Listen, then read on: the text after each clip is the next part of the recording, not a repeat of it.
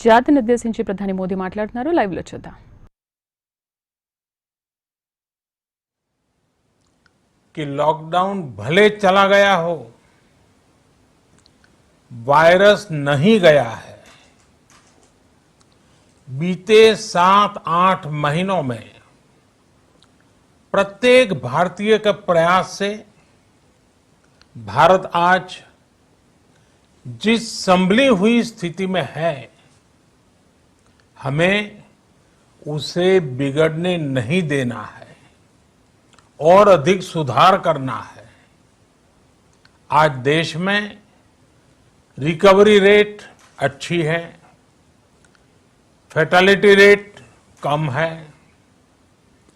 भारत में जहां प्रति 10 लाख जनसंख्या पर करीब साढ़े 5,000 लोगों को कोरोना हुआ है, वहीं अमेरिका और ब्राजील जैसे देशों में ये आंकड़ा 25,000 के करीब है। भारत में प्रति 10 लाख लोगों में मृत्यु दर 83 है, जबकि अमेरिका, ब्राजील, स्पेन, ब्रिटेन जैसे अनेक देशों में ये आंकड़ा 600 के पार है। दुनिया के साधन संपन्न देशों की तुलना में भारत अपने ज्यादा से ज्यादा नागरिकों का जीवन बचाने में सफल हो रहा है।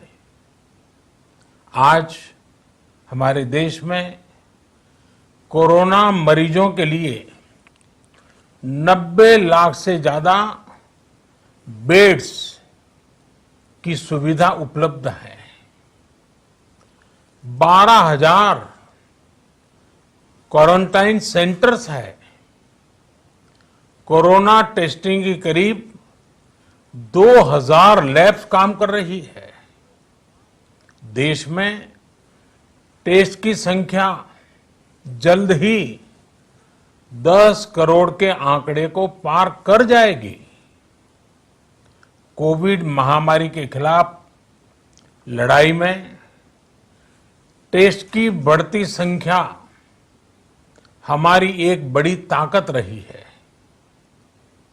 सेवा परमो धर्म के मंत्र पर चलते हुए हमारे डॉक्टर, हमारे नर्सिस, हमारे हेल्थ वर्कर्स, हमारे सुरक्षाकर्मी और भी सेवा के भाव से काम करने वाले लोग इतनी बड़ी आबादी की निस्वार्थ सेवा कर रहे हैं।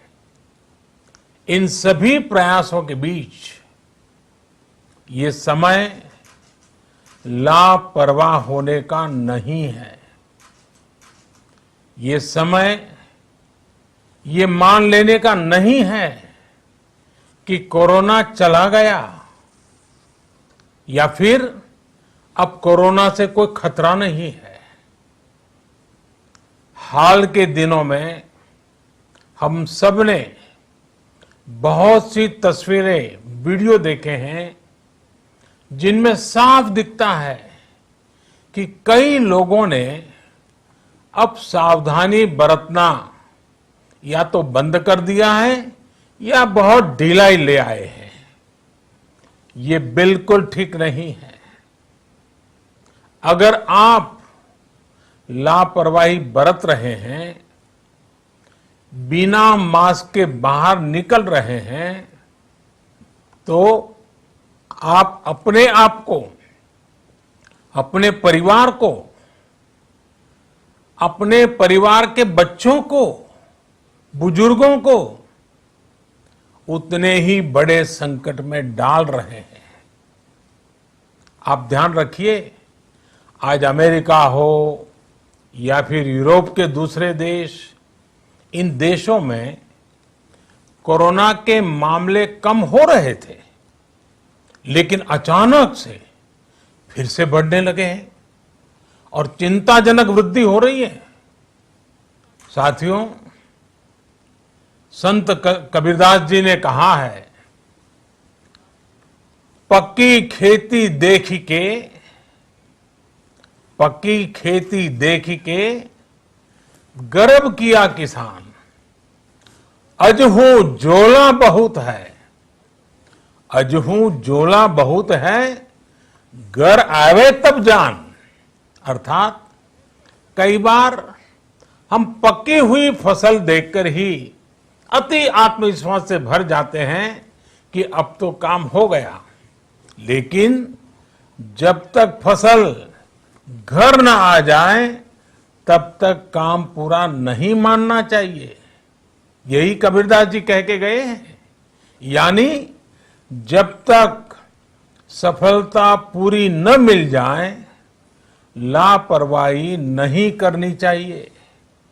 साथियों, जब तक इस महामारी की वैक्सीन नहीं आ जाती, हमें कोरोना से अपनी लड़ाई को रत्ती भर भी कमजोर नहीं पड़ने देना है।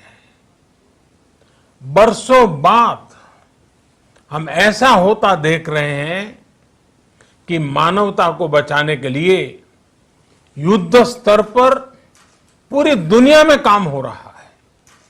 अनेक देश इसके लिए काम कर रहे हैं। हमारे देश के वैज्ञानिक भी वैक्सीन के लिए जी जान से जुटे हैं।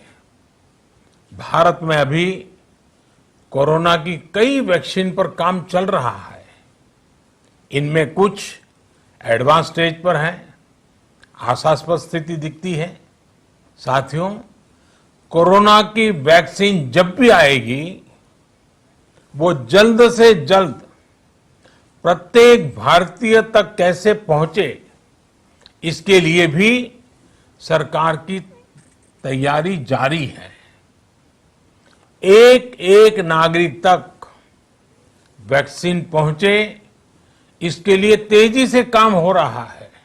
साथियों, रामचरितमानस में बहुत ही शिक्षाप्रद बातें हैं, सीखने जैसी बातें हैं, लेकिन साथ साथ अनेक प्रकार की चेतावनियां भी हैं। जैसे रामचरितमानस में बहुत बड़ी बात कही गई है, रिपु रुज पावक पाप। रिपु रुज पावक पाप प्रभु अहि गनीय न छोट करी। अर्थात आग, शत्रु, पाप यानी कि गलती और बीमारी, इन्हें कभी छोटा नहीं समझना चाहिए। जब तक इनका पूरा इलाज न हो जाए इन्हें हल्के में नहीं लेना चाहिए। इसलिए याद रखिए, जब तक दवाई नहीं तब तक ढिलाई नहीं।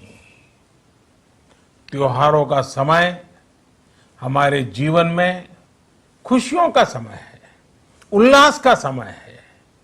एक कठिन समय से निकलकर हम आगे बढ़ रहे हैं। थोड़ी सी लापरवाही हमारी गति को रोक सकती है, हमारी खुशियों को धूमिल कर सकती है। जीवन की जिम्मेदारियों को निभाना और सतर्कता, ये दोनों साथ साथ चलेंगे तभी जीवन में खुशियां बनी रहेगी। 2 गज की दूरी, समय समय पर साबुन से हाथ धुलना और मास्क लगाना, इसका ध्यान रखिए। और मैं आप सबसे करबद्ध प्रार्थना करता हूं, आपको मैं सुरक्षित देखना चाहता हूं, आपके परिवार को सुखी देना चाहता हूं। ये त्योहार आपके जीवन में उत्साह और उमंग भरे ऐसा वातावरण चाहता हूं। और इसलिए मैं बार बार हर देशवासी से आग्रह करता हूं। मैं आज अपने मीडिया के साथियों से भी, सोशल मीडिया में जो सक्रिय हैं उन लोगों से भी बड़े आग्रह से कहना चाहता हूं कि आप जागरूकता लाने के लिए, इन नियमों का पालन करने के लिए जितना जन जागरण अभियान करेंगे, ये आपकी तरफ से देश की बहुत बड़ी सेवा होगी। आप जरूर हमें साथ दीजिए, देश के कोटि कोटि जनों को साथ दीजिए। मेरे प्यारे देशवासियों, स्वस्थ रहिए, तेज गति से आगे बढ़िए और हम सब मिलकर के देश को भी आगे बढ़ाएं। इन्हीं शुभकामनाओं के साथ नवरात्र, दशहरा, ईद, दीपावली, छठ पूजा, गुरु नानक जयंती समेत सभी त्योहारों की सभी देशवासियों को एक बार फिर से बहुत बहुत बधाई देता हूं। धन्यवाद।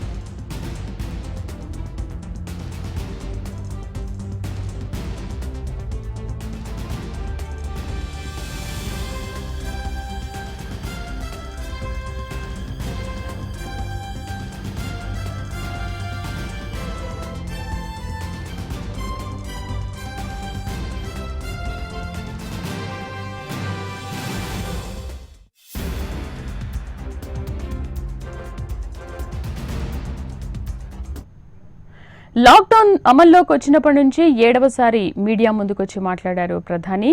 అన్లాక్ 5.0 తర్వాత తొలిసారిగా మోదీ జాతిని ఉద్దేశించి మాట్లాడారు. ఇది పండుగల సీజన్, మరింత అప్రమత్తంగా ఉండాలి. కరోనా సమయంలో భారతీయులు ఎంతో సతమతమయ్యారు. కరోనాపై పోరాటం సుదీర్ఘమైందని వెల్లడించారు. ఇక కరోనా నుండి ఇప్పుడిప్పుడే మనం కోలుకుంటున్నాము. మరణాల రేటు కూడా చాలా తక్కువగా ఉంది. కాబట్టి మనం ఇంకా జాగ్రత్తగా ఉండాలి, మాస్క్ ఎప్పుడు ధరిస్తూ ఉండాలి అంటూ ప్రధాని సూచిస్తున్నారు.